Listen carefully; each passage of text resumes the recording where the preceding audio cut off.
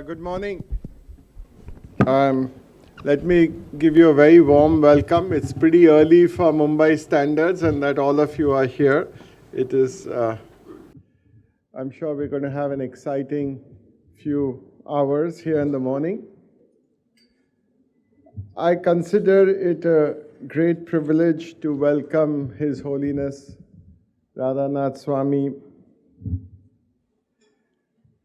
Kishor Biyani, and Govinda and all of you. I think it's a very interesting session that we have on spirituality and leadership. And there couldn't have been a better person to talk about it than Swamiji. Swamiji has had a very interesting career. He was born in the US, born in a Jewish family, and till the age of 19 had never stepped out of the US. When truly there was an inner calling that he had to go to find his true meaning in life. And he just took off from the US at the time in the 70s, early 70s, when, there was a lot of turmoil going on in the US, whether it was the whole issue of the Vietnam War, it was about drugs, and there was a lot of, as I said, dissatisfaction in the society. He traveled without any money in his pocket, not knowing where to go, and ultimately found his true calling in India. His journey through that period is fascinating. And I just saw copies of that book outside, The Journey Home, and I would recommend that you have go through that, because it talks about what you will understand what Swamiji has been, the real him, the challenges that he faced in his life, the near-death experiences. Remember, if you traveled in those days, it was not as easy as it is today, and travel really by road, because if you don't have money, you come from US, people think that you have a background, that you're probably a drug or a hippie.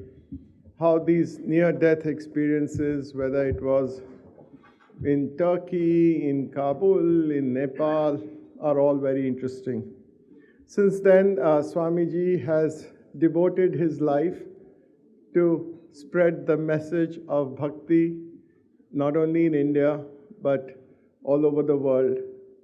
He talks and spreads this knowledge across various segments of people, from the top leaders of the world to all of us. And we are really honored that you have come here today, Swamiji. Kishor Biyani is really the father of modern retailing in India. Whenever I need to understand what's happening in the country in terms of what the real consumer thinks, there is no better person who's better informed than he is, because he's constantly in touch with people. He believes his office is more on the shop floor than in his office complex. So we're really happy that he's here today. And Govind, as many of you must have seen him on TV for many, many years. We miss you now on TV, Govind, but still very well informed and a very good anchor. So with this, I'm not going to stand too much between the discussion and you. We'll start off the discussion, and I will ask Govind to take over from all of us, from me. Thank you, Mr. Piramal. So maybe the organizers didn't know, but I'm somewhat qualified to be here, maybe against others. I first did a spirituality at the workplace series on CNBC in 2002. Much before, I think, spirituality was mainstream in a way by media. So the journey continues. Of course, I've not had the privilege of interviewing or speaking with Swamiji here, but this is something that I've explored this question in some ways, or the set of questions to do with workplace leadership and so on, many years. So what we're going to do now is, I'm going to ask Mr. Piramal and Mr. Biyani to speak first, to see how, to understand for a few minutes each, how they relate to the concept of spirituality and leadership from where they stand. I would urge them to be a little anecdotal, share some experiences, even if only for a minute or two, because understand and in some ways empathize with the theme today. After which I'll request Swamiji to sort of respond to what they've said, as well as lay out his his views, or rather define the landscape as he sees it. And then we can have a conversation. Maybe we'll also involve you and take a few questions. So, may I begin with Mr. Piramal? Since you talked about anecdotes, let me start with a true story. I'm going to give the example of Gandhiji. When Mahatma Gandhi was a struggling lawyer, not even a great lawyer, in South Africa, he decided very early on to have a principle that he would only defend those people whom he felt were true and honest. And he would not defend anybody who, in his opinion, had committed a crime. And if his client, and he made it a rule with the client that if you are to either say lies to me or in the court, I will give up the practice. So there was this case where he had a very famous client who came and who was standing in the witness box and said something which was incorrect. And Gandhiji actually withdrew from that case and told the judge that, I'm sorry that my client is not saying what is the truth, and I want to withdraw from this. There was an uproar. Everybody said that how would a person like this ever be successful as a lawyer? But Gandhiji stood by his values, and ultimately you'd be surprised, but actually he got even more clients than anybody else. It's only because if Gandhi appeared before the magistrate knew that in all likelihood that the person was already not guilty and he was innocent. And this is a true story. So, in other words, that if you have values, they can actually create even economic value. And I can give you, since an incident, since Govind, you asked for it, in our own case, we started the pharmaceutical business. We entered it in the 80s by an acquisition of a small foreign multinational in this country.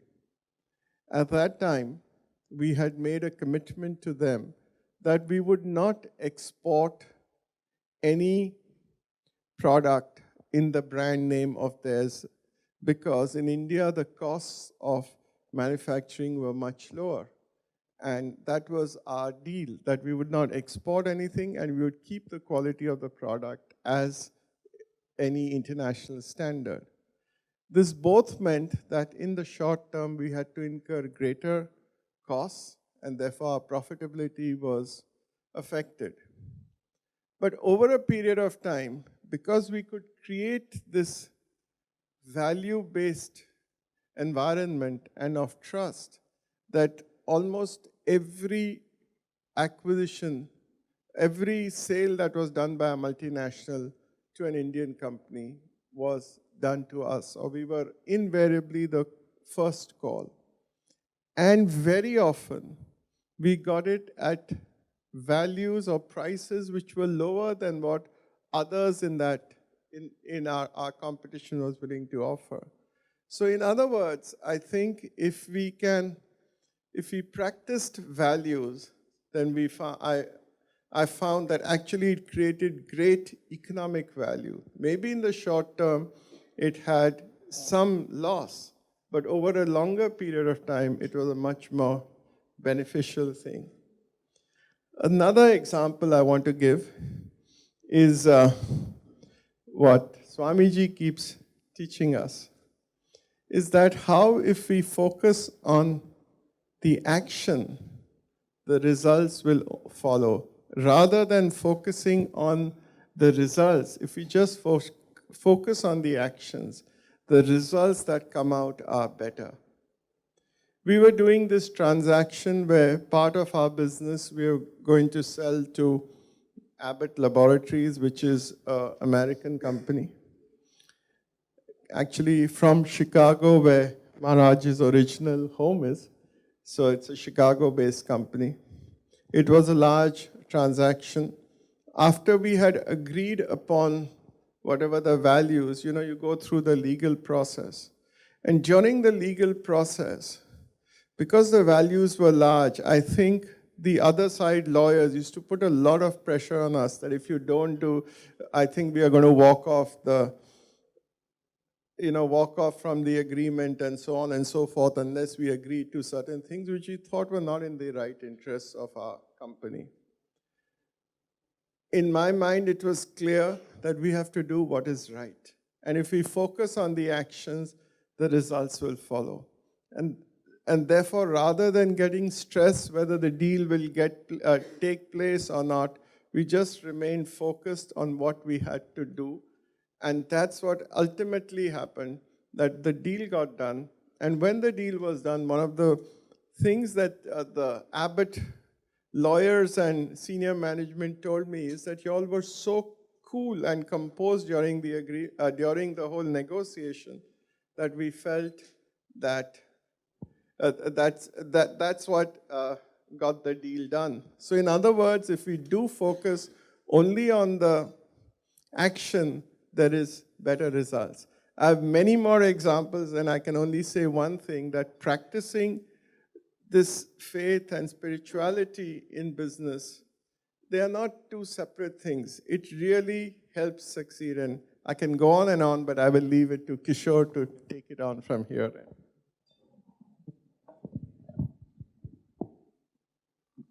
Hello. Yeah, for me, I think it's been a very interesting story about me, but I was virtually a born agnostic or atheist. Never believed in going to temples, rituals, religion. I believe religion was created to tame the animal instinct of human beings. Until 3 years ago, a friend of mine took me to the Hare Rama Hare Krishna temple in London.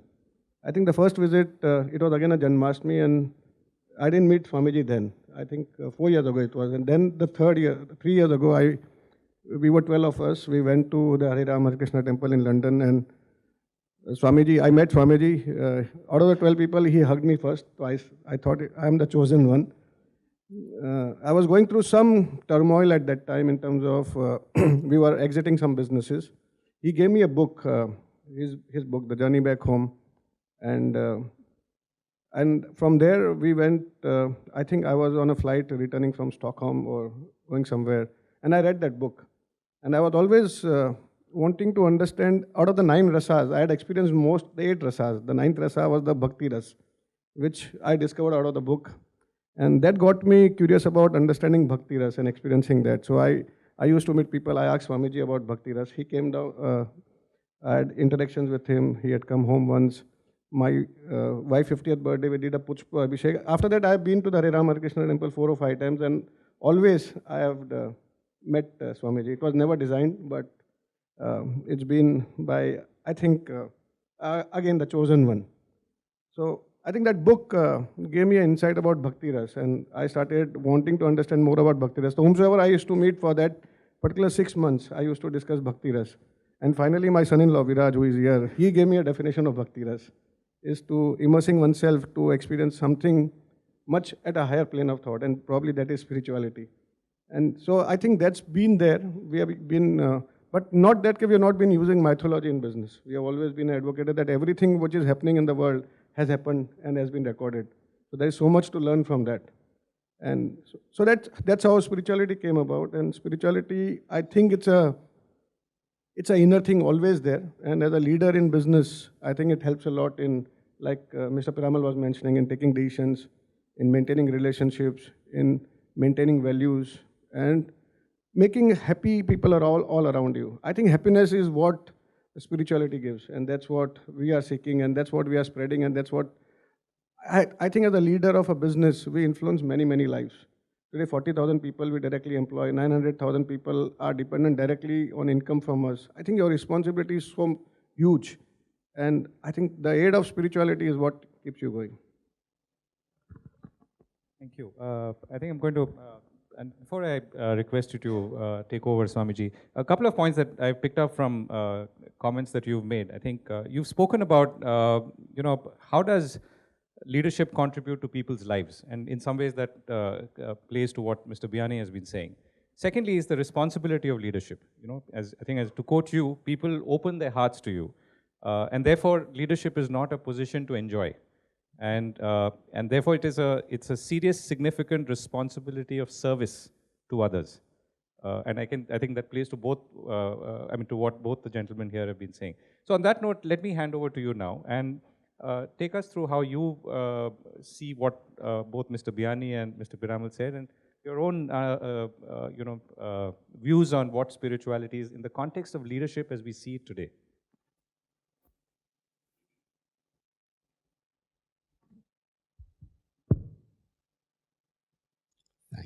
Thank you, Govinda Ethiraj, Ajay, Kishor.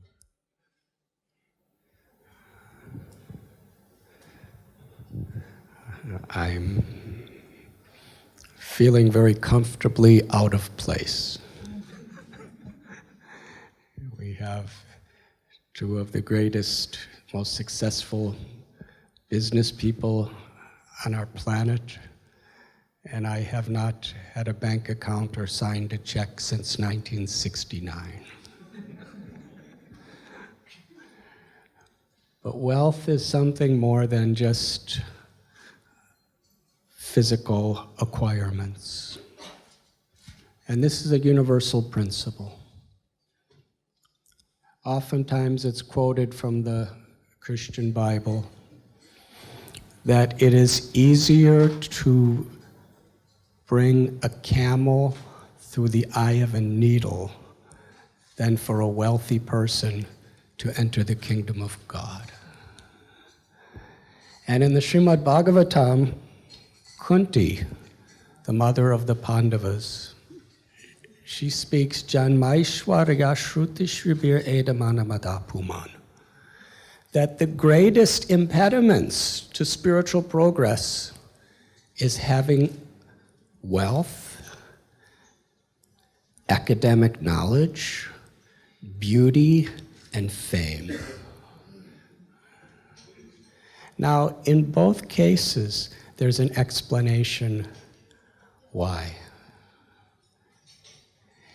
And in this explanation, we find that having material prosperity is in no way a disqualification for spiritual life. Rather, it's a blessing. If we can actually recognize the blessing. Because the tendency is when one has a lot of knowledge, a lot of wealth, a lot of fame, a lot of power, along with it comes greed. And greed can never be satisfied. The Bhagavad Gita explains it's like putting fuel on fire. The more you give it, the more it becomes aggravated. Greed, arrogance, thinking that I have rights to over others because I have more, and selfishness. Janasya mohoya mahomameti. In other words, it aggravates the misconceptions that I am this body and what is in relation to this body is mine. But the spiritual principle is to understand that I'm not the proprietor, I'm the caretaker. And whatever I have, my knowledge, my fame, my influence, my wealth, it has been entrusted to me. And the more that is entrusted to us, the more we have responsibility. And this is a basic universal spiritual principle. To earn with integrity and to spend with compassion. If we actually understand who we really are, an eternal soul within this body and mind, then we can understand how everyone else, all other living beings, are actually our true brothers and sisters. Humanity is a family. When we go beyond all the temporary designations, and when we develop this foundation in our life of this realization and experience, then everything we build on that foundation has great benefits, physically, emotionally, and spiritually. If a house has a strong foundation, no storm can make it crumble. But if it has a weak foundation, then the storms will destroy it. In life, whoever we are, there will be storms. What will sustain our integrity, our dignity? It requires a spiritual foundation. A foundation where we respect that the evolution of humanity is not just how much we can acquire to fill the void within ourselves, but to find the real joy of our own spiritual nature within ourselves, and to use our wealth and our knowledge and our power and our influence to share that love, that wealth with everyone. And that's the greatest legacy we could leave for our children and for the next generation. The values of integrity, compassion, investment, not only in truly making the world a better place through everything we do, but an investment in our lives, in the lives of our loved ones, even beyond death. So there are 3 principles in the path of bhakti that are very important to help to establish and maintain this foundation. Satsang, sadhana, and sadachar. Satsang means associating with people who really inspire us with the faith that there is a spiritual reality within ourselves and within everyone that we should remain faithful to despite the temptations and fears that will come in this world. Sadhana means balancing our life in such a way so that physically, emotionally, and spiritually we're nourished holistically. We give time to our families. We give time to our occupation. And we also give time to nourish our own spiritual needs, to connect with that higher power of grace that we could be instruments to. And sadachar is the quality of the choices we make in our daily life. To live in a spirit of seva. In essence, bhakti is to take our selfish desires out of the center of our lives and to put God in the center.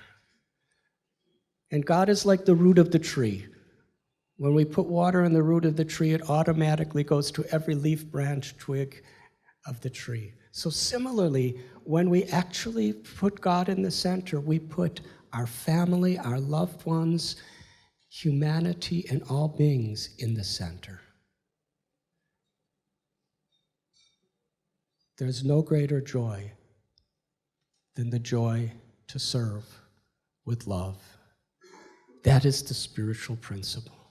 And when I see people like Kishor and Ajay, who are leaders in society, who are taking responsibility to honor that foundational principle, it encourages me so much, and I'm so grateful. One of the things that you've said in that a good leader attracts people's confidence and enthuses people to loyalty and faithfulness because of the relationship, whether immediate or extended. This is something that's also a challenge for a lot of people. Infusing spirituality into leadership and in the manner that you described. I mean, from your experience, as you've interacted with maybe Mr. Biyani and Mr. Piramal here and others of their ilk, how do you help them navigate this challenge?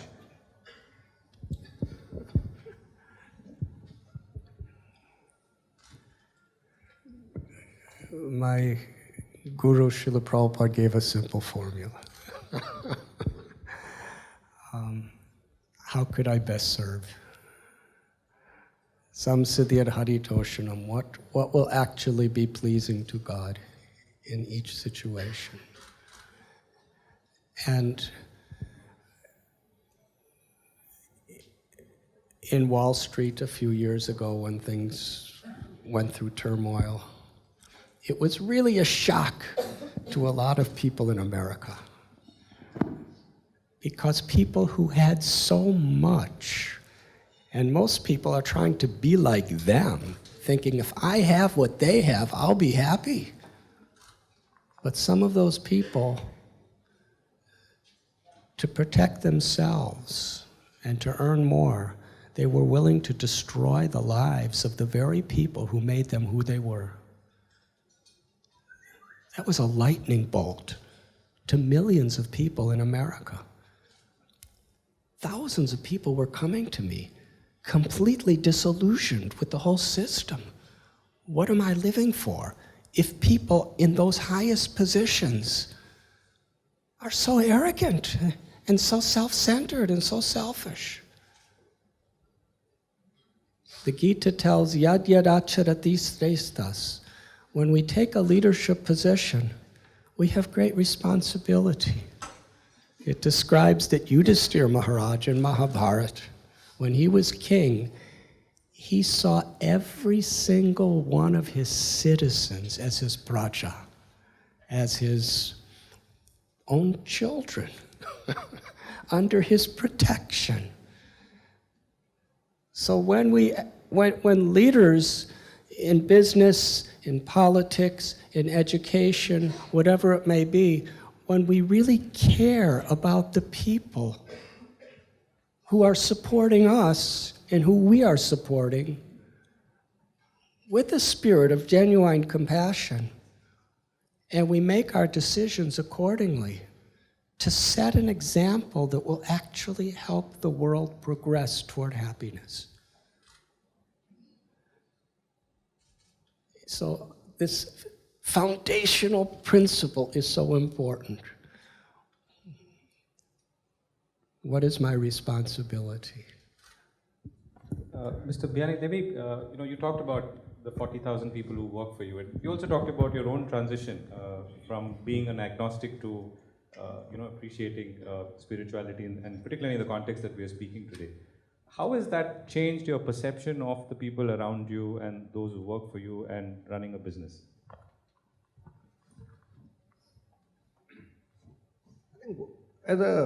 I think as you grow older, I think your behavior changes, your approach to life changes, and you start meeting people. So by design or by accident, you come in touch with people who talk different things with you. We talk about life, we talk about spirituality.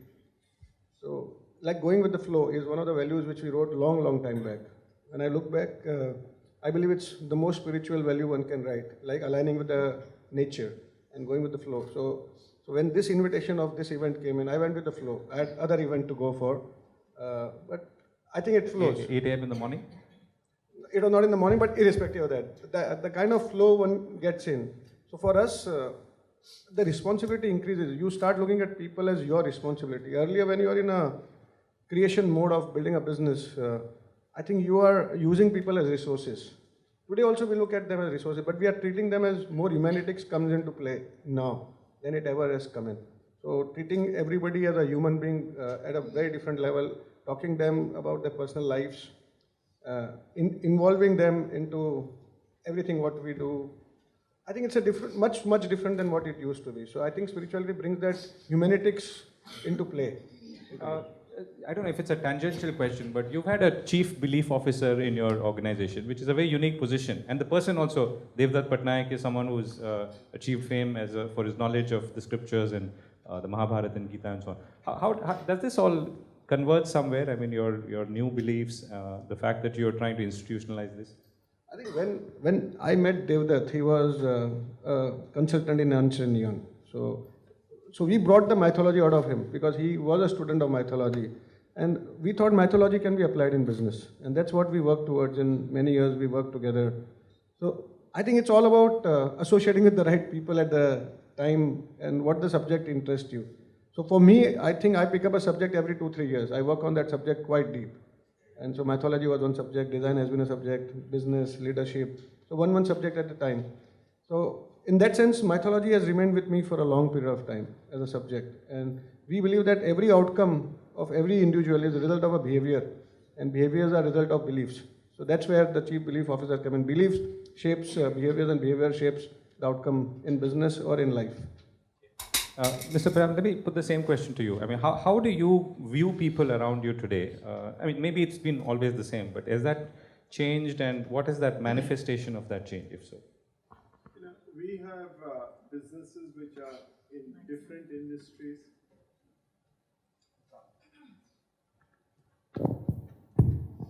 We have businesses which are in different industries and different geographies.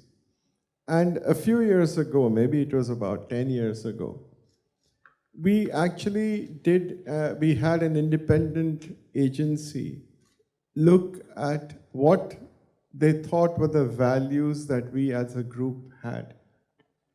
And it was not, we had not articulated them clearly, but there were some things we were surprised to find which were really common across those groups.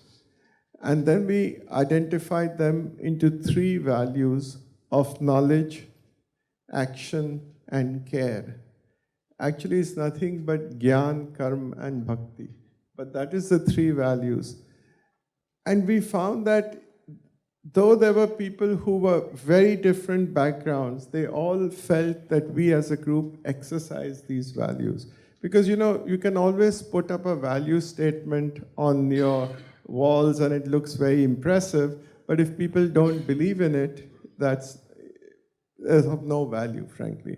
And we every year have an independent agency do surveys with people to see whether we are living our values. In the values of care, I'm just going to talk about one. There are 2 things that we emphasize. One is the concept of trusteeship. And that is what even Swamiji said. When we are there, we look upon ourselves as trustees of whatever has the assets, the wealth that has been given to us. And the trustee's job is to see that the value of the asset goes up for the benefit of beneficiaries.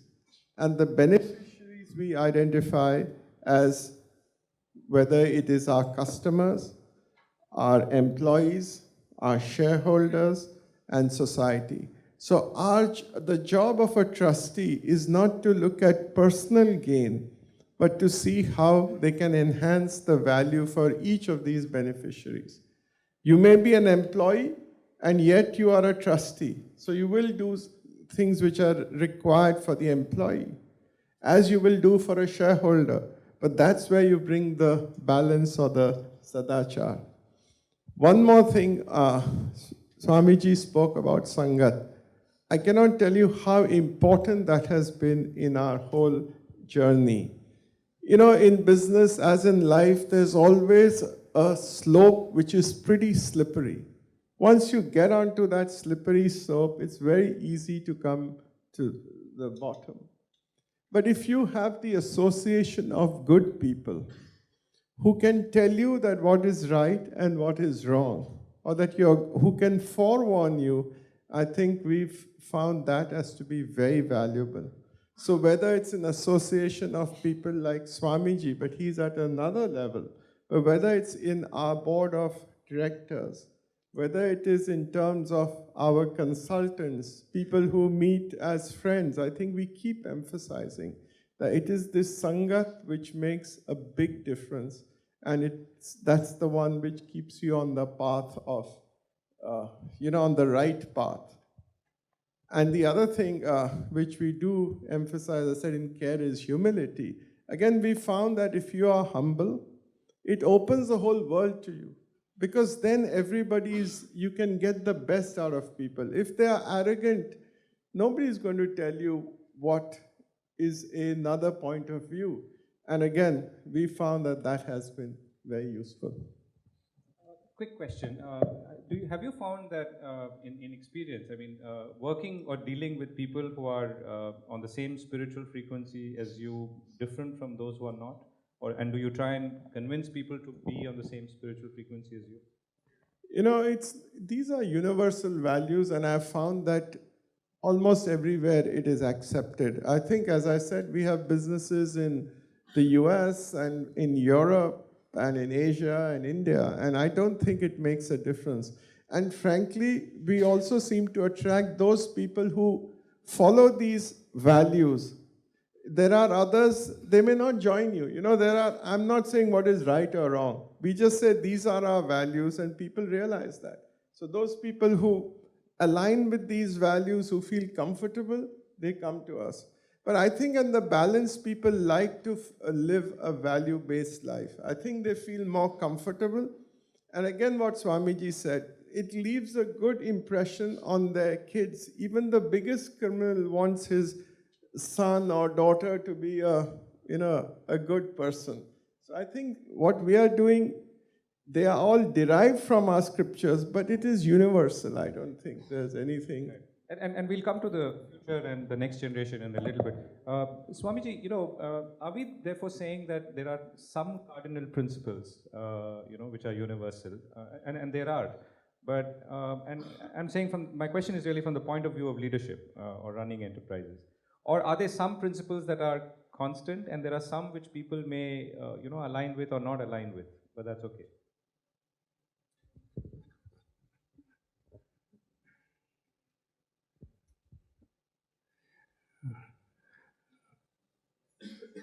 When we focus on those foundational principles, then what we build upon it could be adjusted, but not at the risk of destabilizing the foundation. That's very important, to have core values. And then built on those core values, according to time, place, circumstance, we may have to make certain adjustments to how we execute. Can you illustrate that? Give us an example. The core value of compassion. Now, how we actually express that in a situation of business or politics, whatever, maybe according to the place and the circumstance and the problem we're facing.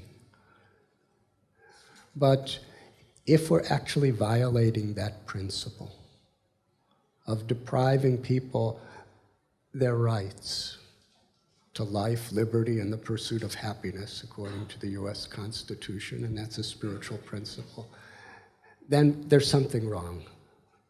Then we have to really re-examine. What about... And ultimately, if we clean the ecology of our own hearts, then we will naturally bring that purity, that cleanliness into the world through whatever we do. That is why, from a spiritual principle, it's important that we actually make that spiritual connection within ourselves, through our prayer, through our satsang, through our chanting of God's names, whatever our spiritual practice may be. If we make that connection, and in that connection we clean our heart of greed and envy and arrogance, then with a humble heart we live our lives we express that. If our heart is dirty, we're not really going to be an instrument of cleaning or purifying the world. So it's very important. Children see more than they hear. We can tell them so many things, but unless we actually live by it. And the times that children really learn the most to emulate how they're going to live in their life is when parents are in a crisis. How do they deal with it? Do they deal with it with anger? Do they compromise the integrity of their principles, or do they stand by it? If they stand by these values, by these principles, by these spiritual codes, even at times of crisis, that's going to go so deep within the hearts of the children and the future generations. And that's actually what the world needs more than anything else, is people who have character. There's that saying, if you lose your wealth, you lose nothing. If you lose your health, you lose something. If you lose your character, you lose everything. If we can teach people by our example, by our leadership, what is character, then our wealth and our health has incredible value to serve in incredible ways in our life and as an example for future generations. You know, you spoke about the financial meltdown and the soul searching that followed that whole episode. One of the questions I'm sure people ask you, and particularly leaders from the business world or the world of business, is, can this be institutionalized? Should it be institutionalized? Or is this a completely individual, personal pursuit? An institution is only really as strong as the individuals within the institution. So it should be institutionalized, but it has to begin with each and every one of us taking responsibility to be a part of the solution rather than a part of the problem. And then when enough of us agree on that, then we can actually have strong, sustainable institutional principles. How do you view the environment today when you look around you? Is this one where you are optimistic about the way people look at spirituality in their lives, or are you worried? Govinda, I'm both. There's a polarization in the world. People have a tendency of going to extremes. Extreme greed, extreme sectarian religious conceptions, extreme toward just a life of immediate pleasure, which often breeds immorality, frustration, depression, alcoholism, drug addiction, so many things I see. And so much pollution of the environment without really caring about what our real responsibility is to God and to nature and to all beings. So there's a lot of negativity. But because the human spirit is inherently good, wherever there is this strong rise in immorality, people question, where are we going? And they actually do look for deeper spiritual solutions. So I see a tremendous revival in spirituality, not in sectarian spirituality that brings about arrogance and hate, but in universal principles of spirituality. In my own life as a child, I saw so much hate in the name of a loving God that I came to a conclusion that I either have to totally reject this idea of religion because it brings so much arrogance. We're better than you. You killed our Savior, something that happened 2,000 years ago. So much just attachment to these arrogant conceptions that cause us to hate and divide. Either I have to reject it, or there must be some common, beautiful essence within all these spiritual paths. And to the core of my heart, I believed there was a common essence. And in my study of all these different religions and faiths and spiritual paths, I found there is that common essence. A transformation of arrogance to humility, greed to generosity, hate to love, putting God in the center rather than our own selfish egos in the center. And that automatically brings about a life of compassion. And for me, it took a serious crisis in what I was seeing everyone around to look for that essence. And I see in the world there is a lot of environmental crises, political crises, religious crises, economic crises. So, and that oftentimes leads people to just do anything to survive and to conquer. But the human spirit, it's also awakening in so many people throughout the world a desire to go deep into what real spirituality is, what real values are. And people want to be an instrument of change. So, Mr. Biyani, let me come back to you on this. We've talked about spirituality as a practice, and an interesting point that Swamiji made was looking at environment and the changes in environment as a spiritual challenge as well. Is that, do you see it similarly? My question is really, are you, in some ways, maybe we are expanding the definition of spirituality and to what it applies. Environment is perhaps a relatively more recent phenomenon, but it actually affects our future more than maybe ever before. I have a very radical view on this, and I might not confer with Swamiji here. So I'll just tell you a recent anecdote about, just after Diwali, I was in Maldives for a vacation, and one night we decided we'll do stargazing. And so we went into the planetary system, trying to understand everything, and we realized Earth is one of the smallest planets. We are not even a speck in the whole universe of things, and actually we are nobody. So secondly, as a human being, when we look at ants, I think somebody looked from a different view. We are less than ant. So in that sense, we all create our own world, and we create the meaning of our existence and all. So leaving aside that, for me, the way I look at environment is very different. We human beings occupy less than 3% of planet Earth. I don't think so we are capable of destroying this planet. I think, so for me, the spirit of aligning with the nature is more important. That's aligning with the environment, and not to do anything against the flow of nature. And that's what the balance of environment. Environment is the new religion of the world. The green religion is the latest religion created, or most of the religions were created for businesses or to tame the society. So I think this is a new religion which is created out of fear. I don't think so human beings are capable of destroying this planet. Can I put the same question to you, Mr. Piramal?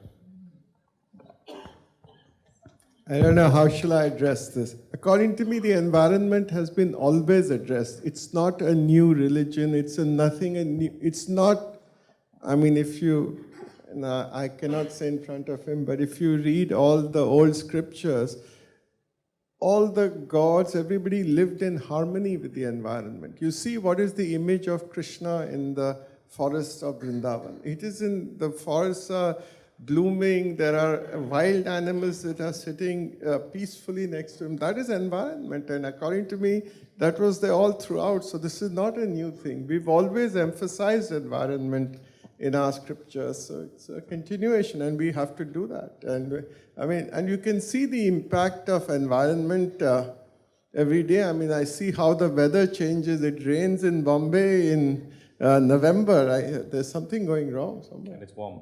I don't think so at all. We can agree to disagree.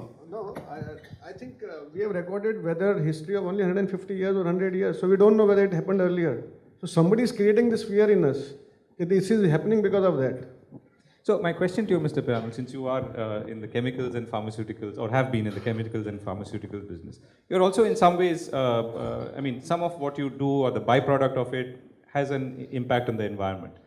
Is that something, if I'm not stretching it too far, is that something that you would today look at from a spiritual lens or through a spiritual lens? Because this concerns people in the external environment too. You know, I don't know whether you call it spiritual or not, but we really believe that our purpose of our organization, and we believe in it, so this is not just words, is to do well and to do good and to make a positive difference to the world around us. And that's what we do. And if we feel that whatever we are doing for the environment, if it's doing good and if it's making a positive difference, that's what we will do. And that's what we believe in. And we try to live it. You know, it's easy to say things, and again, Swamiji said the same thing. People don't, in your organization and outside, will not believe it if I just keep lecturing. They have to experience it, and that's what we try to do. So for instance, the person for health, safety, and environment is independent of all our CEOs, reports directly to the board to ensure, and who is conscious of what's happening and would raise issues. So we believe in it, and that's what we do. I'm going to come to a couple of quick questions after this, but back to you, Swamiji. So you've also talked about, one is the discussion that we're having, and the second, I guess, challenge is how do you sustain this? Because this should not and ought not to be a discussion one morning and then it fizzles out. What are the challenges there that you've seen people facing, and again, how would you guide them through that? And the second, in some ways, which is an extension of that, is really the next generation, which we touched upon earlier. How do these principles get transmitted to the next generation?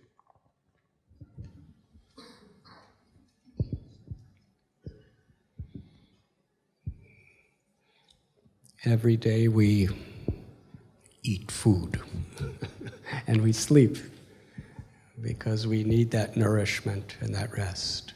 And that gives us strength to go through our day. If we have a theory that the more I work, the more I will progress, then I shouldn't eat or sleep. That could be sustained for some time, but eventually we become weak. So we have to balance our life. So similarly, through this satsang, sadhana, and then sadachar, to actually understand how to pursue the true values of a human life, we need to have that harmonious balance where we give time to invigorate and nourish our spirituality.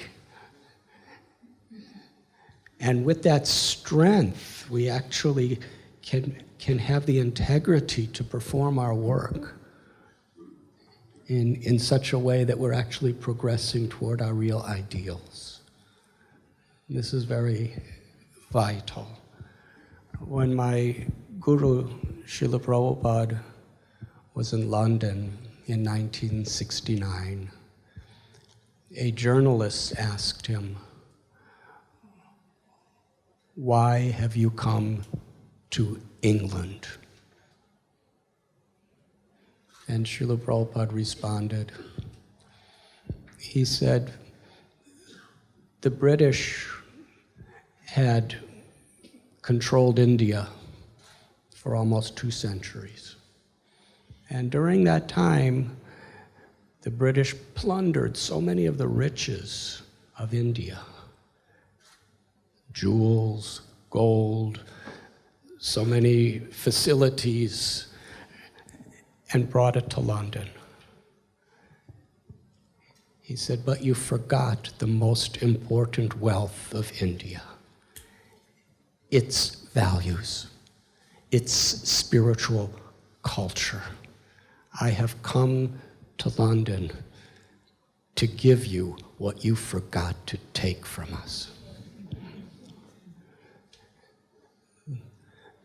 what India represents to the whole world is a very deep, profound spiritual culture. And it's quite incredible.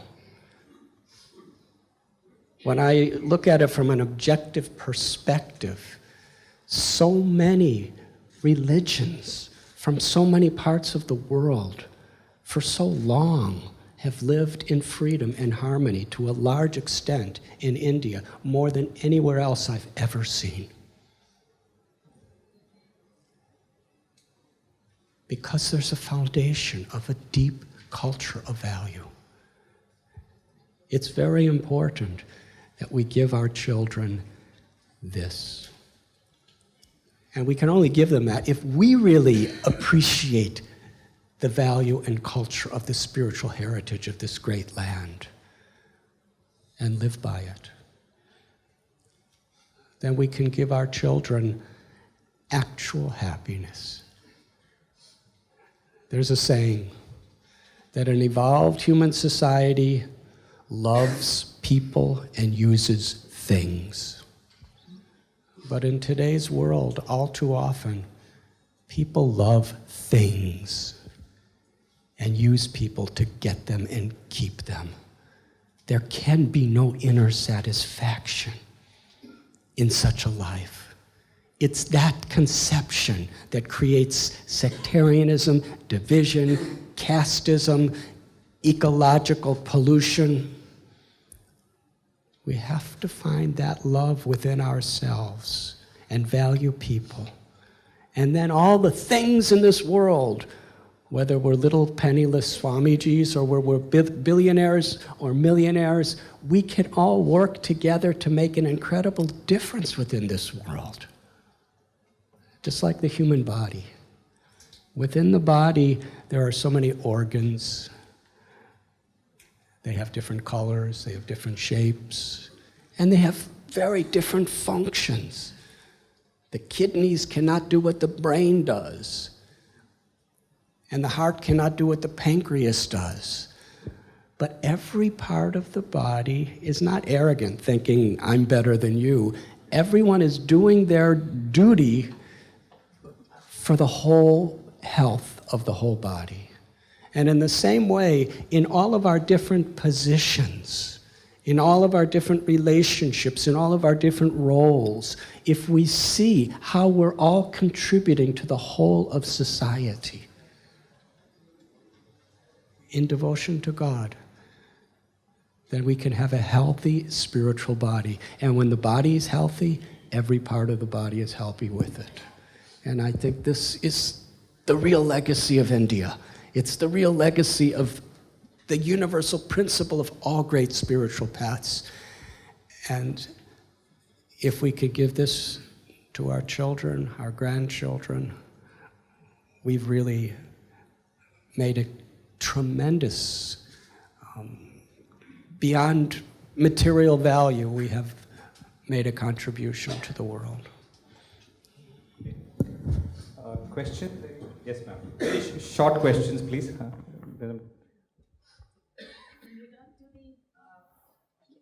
In regard to the passing on to the generation, the values and the principles, how do we explain a situation where two siblings have been brought up in the same family with the same values, with the same environment, and yet the two adopt a completely different set of values in their behavior?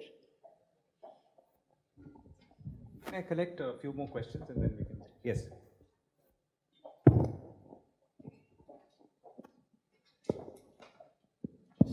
Swamiji, you talked about the spiritual strength of India and its culture. While it's very true, but what we find today is the various religious leaders and politicians exploit the spirituality and create more dissensions within the country, in spite of the fact that our strength lies in our spirituality and culture.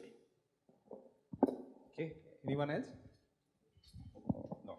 Okay, I think you've got two questions, Swamiji. The first one was about why do two siblings adopt different values or pursue different values, and the second being, I think you were...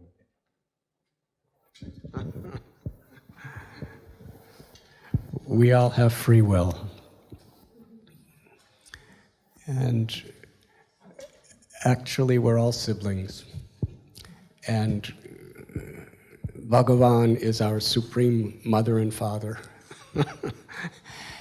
And God gives us all free will. We all have free choice. But still, in the Gita, Krishna says, Yada yada hi dharmasya glanarbhavati bharata. Our Supreme Mother and Father comes to this world again and again and again to teach us by His example and by His words what's best for us and how to actually live in harmony with ourselves. And when we live in our harmony with ourselves, then naturally we could create harmony in the world. And that's where all the great spiritual paths have manifested from that principle, from our Father coming to this world to teach us through life and through teachings. And as mothers and fathers, our children always have free will, as we have free will. And we cannot control that, but we can do the best in our role to inspire the right values. Whether a person accepts it or not may be beyond our control. But our life is perfect when we embody the right example. And that's our true compassion, to be an instrument of this higher power of compassion within ourselves. And naturally, some people will find religious leaders. How is it that in every great religion, there are followers of the same scripture and the same avatar who are living with compassion, with humility, with devotion, seeing the equality of all beings? And in the same religion, there are people who are exploiting it for their own power, for their own prestige, for their own wealth, and creating division and hatred. That's human nature. But we should never be discouraged. We should live by trying, according to our capacity, to embody the real values. Does that answer your question? And I think the same answer for yours. People try to exploit anything if they have an exploitative ego. Whether it's in the name of politics, whether it's in the name of capitalism or communism or socialism or atheism or agnosticism or religionism, whatever it may be, if we have that selfish ego, then we're going to try to exploit it for our own individual or collective purposes. The whole purpose of a spiritual path is to rise above that selfish ego. But unfortunately, people use the same tools, which are meant to rise above the selfish ego, as weapons for the ego to conquer others. Like a knife. Is a knife good or bad? If it's in the hands of a surgeon, it saves a life. If it's in the hands of a thief, for that person's selfish interests, it destroys a life. Wealth, religion, influence, power, it's all like that knife.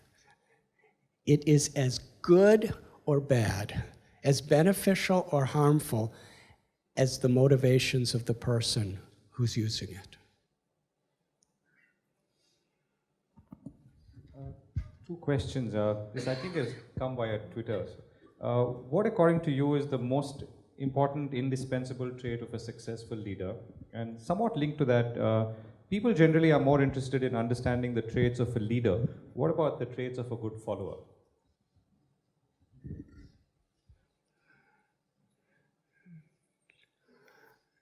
To be a good follower is prerequisite to be a good leader. Humility and gratitude are very important. To be grateful for the gifts that we have received and to be humbled by the opportunity to use them, I think are very, very foundational to leadership. Oh, another question which says, what does the Gita say about leadership? It's a very broad question, but... Yad yadachara tristestas, Krishna tells in one verse of Gita that what leaders do, the common people will follow. So, in whatever field we're a leader, a mother and father is a leader of a family.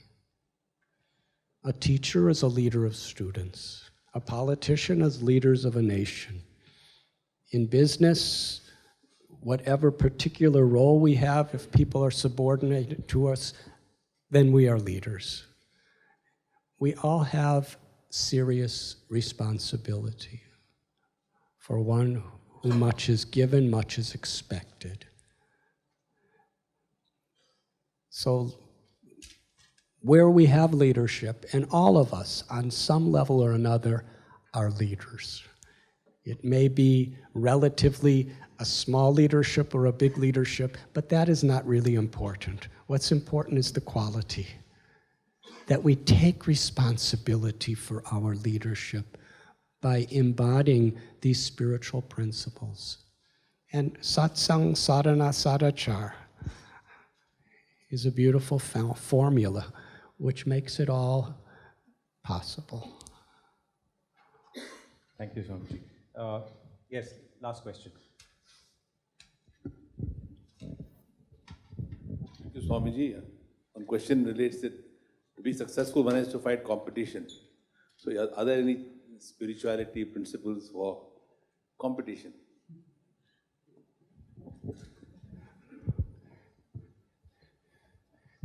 Competition's good if it's good. Like that example of the knife. Or I'll use another example, morphine. We have a hospice at our Bhaktivedanta hospital at Mira Road. So to improve the quality of a person's life as they're dying, morphine could be helpful. But that same exact drug, certain dealers are selling it to our teenage children to addict them and destroy their lives. So is morphine good or bad? It depends on who's using it. So similarly, competition. Competition could actually be the incentive to really go beyond the call of duty to make something successful. It's a glorious thing. Providing we have principles.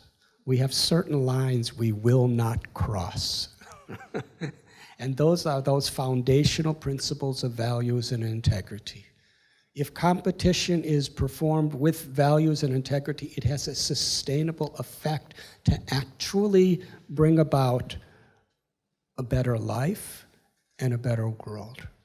But if in the name of competition we cross the line of integrity, then we create a terrible example that will become the standard of what people are, the next generation feel is the norm. Okay, I think someone in the back wanted to ask just one question and then we close. Yeah, we want to get closing comments.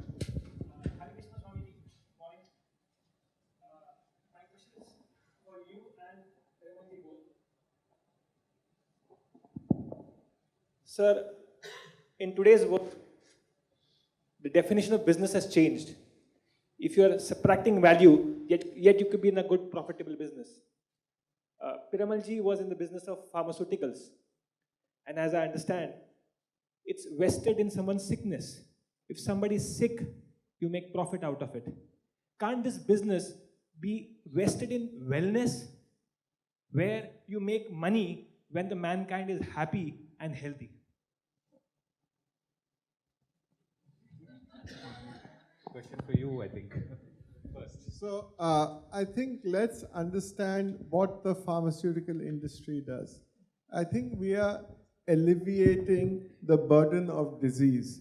I mean, we can talk about wellness, but I don't know, in your own family and around you, there must be many people who try to be well, but yet they have illnesses, and only a drug can cure them.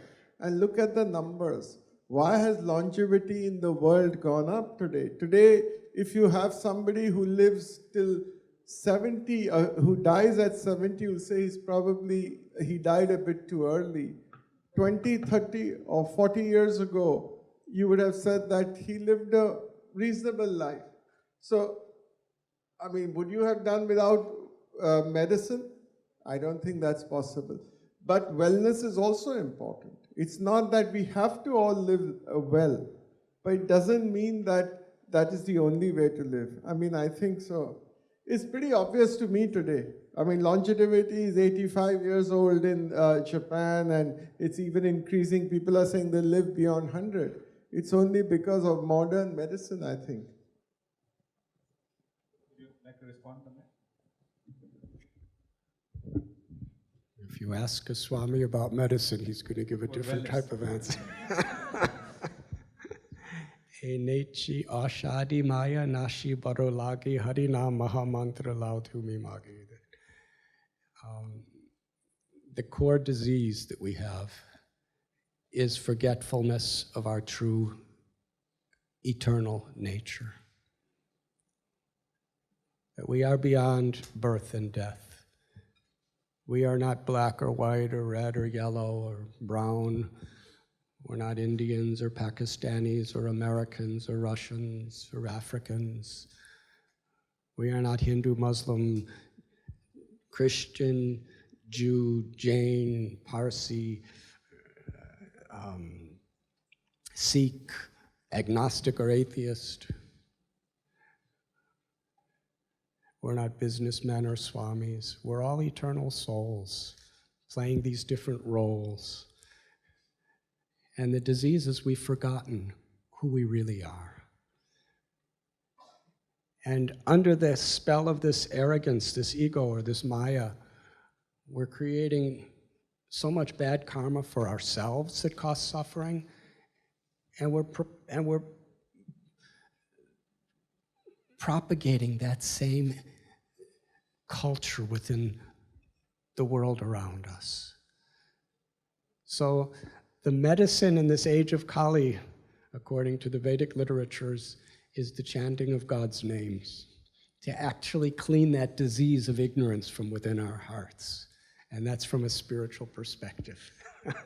And to live in such a way that we seva, prayer, devotion. This is medicine for the heart. And as far as pharmaceuticals, if we base these principles on this, because I know Mr. Piramal, I don't know so much about how his business runs, but I do know that, my God, he and his family does such enormous good for human society. They have principles of integrity that they work and live by, and with the wealth that they earn, they use it so much to feed tens and thousands of key people in the ghettos, to have educational institutions. They're trying to utilize for a good purpose because they have these values. And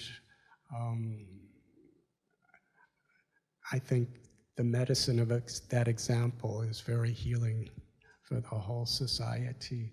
And Kishor is also these same principles striving to live by, and I think it's the example of these two people is very medicinal for the wellness of humanity. Thank you. Mr. Biyani, closing comments for a minute or so, what you've taken away from this. The climate change discussion we'll continue next time. And then I'll come to Mr. Piramal for a closing word. I think for me the closing remark should be, I got the medicine for my soul today. Thank you. Mr. Piramal, closing comments. difficult to match after that. No, I think it's been a very interesting conversation. I don't think both are separate, that you can't separate business and spirituality. You cannot separate what today's life and spirituality. It's all part of one integrated thing. And if you have to be a better human being, I think all these things are required. And that balance which Swamiji spoke about is really essential. Thank you very much. Yeah. On a lighter note, a person with a debit balance, person with a credit balance, and no bank account here.